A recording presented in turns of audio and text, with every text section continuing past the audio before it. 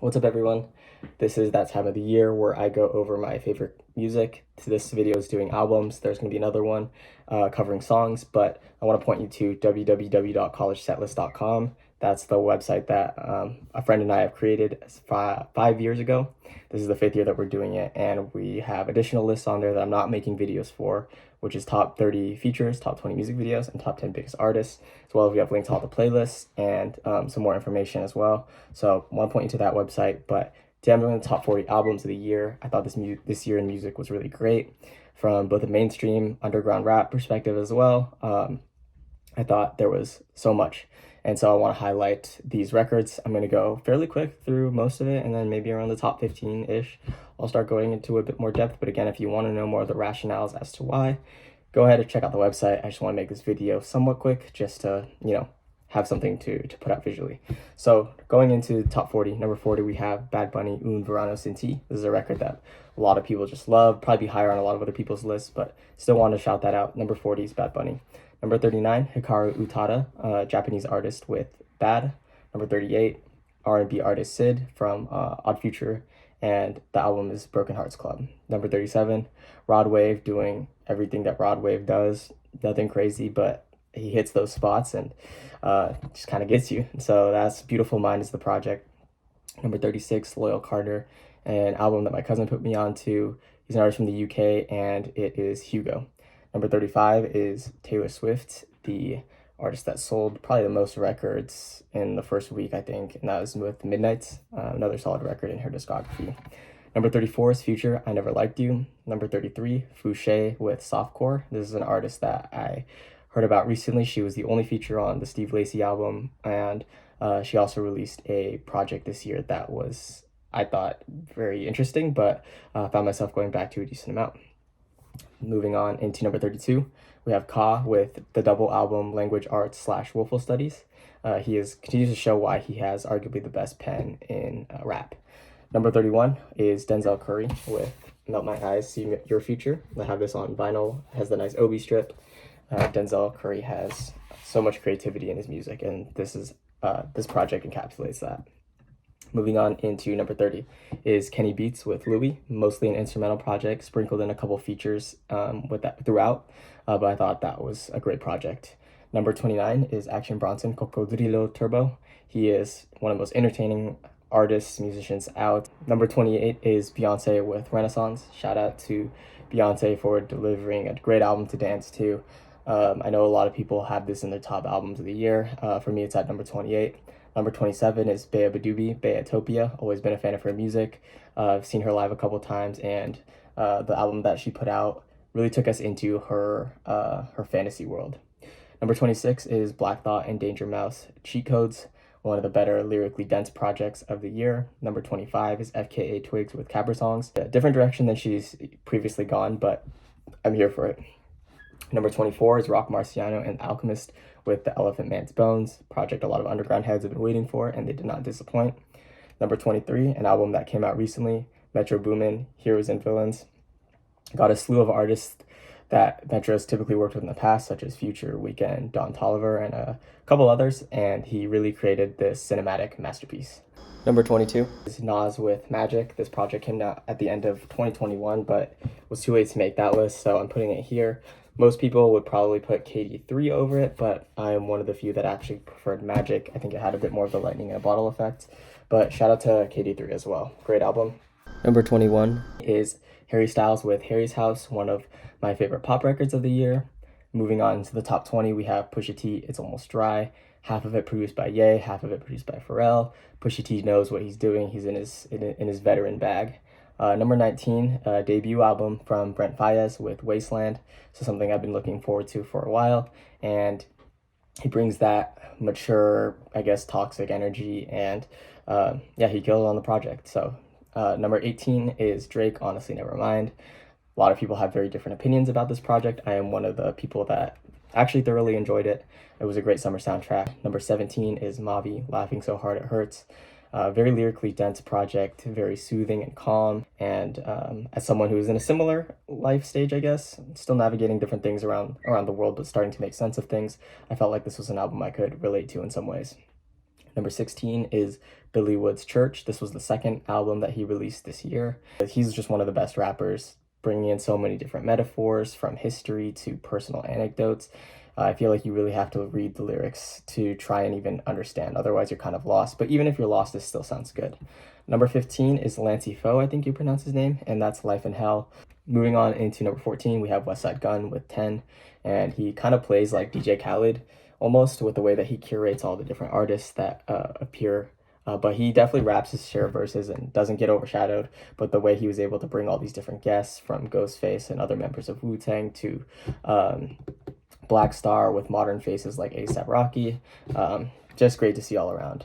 Number 13 is Saba, Few Good Things. I'm not usually the biggest fan of Saba, but this project really hit home on the nostalgia, the appreciation for the neighborhood you come from, family. So I really loved the themes of this project.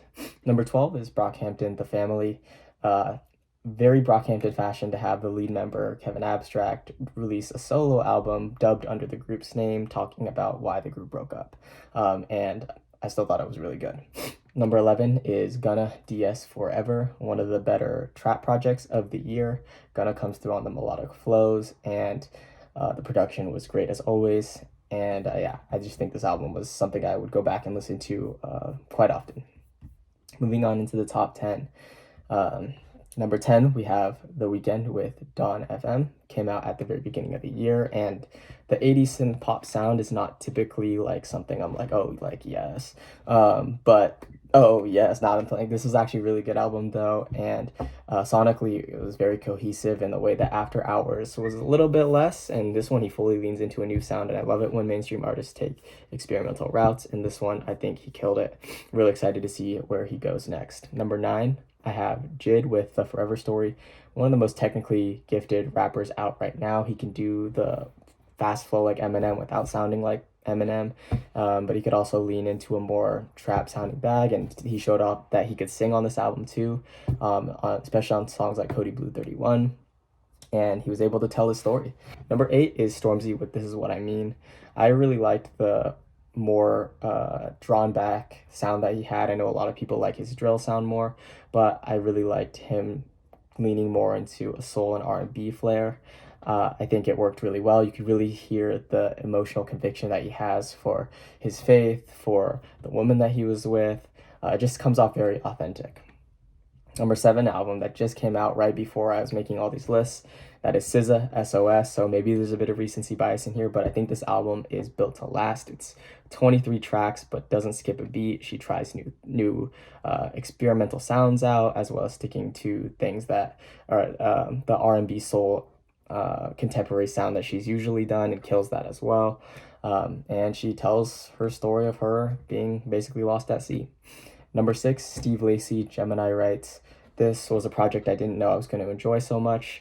I know TikTok kind of took Steve Lacy and ran with it, but I think there's a lot of merit to this album, and it is only 10 tracks, I think. Number 5 is Vince Staples, Ramona Park Broke My Heart. This was my most listened to album of the year, and for good reason. He tells his story in a way that he's kind of left details on before, but he really expounds on this project. And yeah, he's just one of the most real rappers, I think, out. And yeah, he tells it to you deadpan, straight. You don't have to think too much about it. It just hits you. And I think that's sometimes more powerful than an artist who tries to do way too much. Like Vince Staples strikes the great balance of that. Number 4, Drake and 21 Savage, Her Loss. I did a first listening party to this with my friends in New York, and it was crazy hearing the Travis feature come on, because we didn't know who was going to be on what.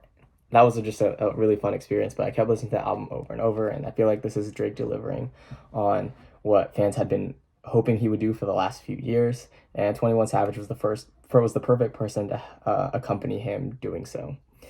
Number 3 is Earl Sweatshirt with Sick. This is Earl sounding at his most confident, I would maybe say.